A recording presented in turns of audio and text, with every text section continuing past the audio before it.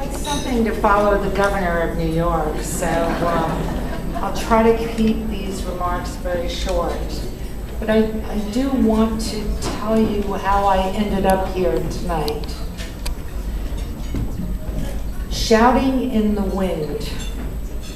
That's what I've been doing for a very, very long time. Let me tell you when I first heard that phrase. John and I and my friends in companion animal placement have been rescuing cats and dogs, birds, farm animals, and their people, you name it, for as long as I can remember. So I may have heard that phrase after one of those particularly grueling days, heartbreaking days. We all know them in the rescue world, where no matter how hard you work, there are never enough good homes and too many animals with nowhere to go except back to the shelter. And so they go home with us.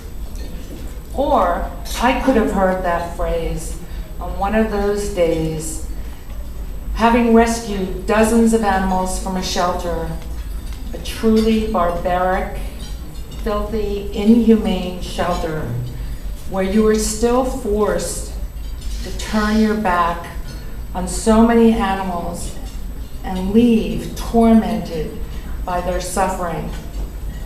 It was the end of one of those truly horrific days when a friend turned to me and said sadly, "Wendy, you were just shouting in the wind."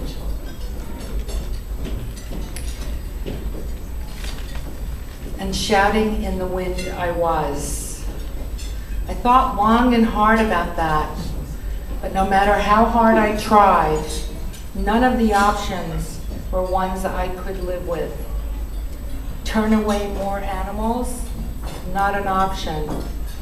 Stop rescuing and change my phone number, address, friends, perhaps even move? Definitely not an option. Spay and neuter only?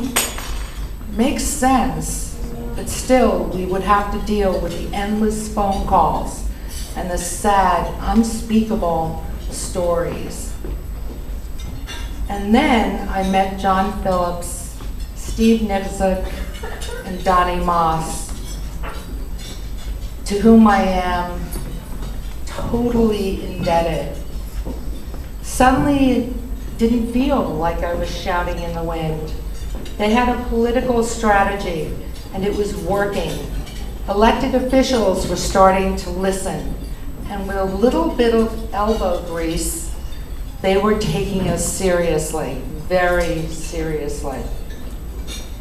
And so we continue to do rescue and spay and neuter and every animal that we can get our hands on. And folks, be careful.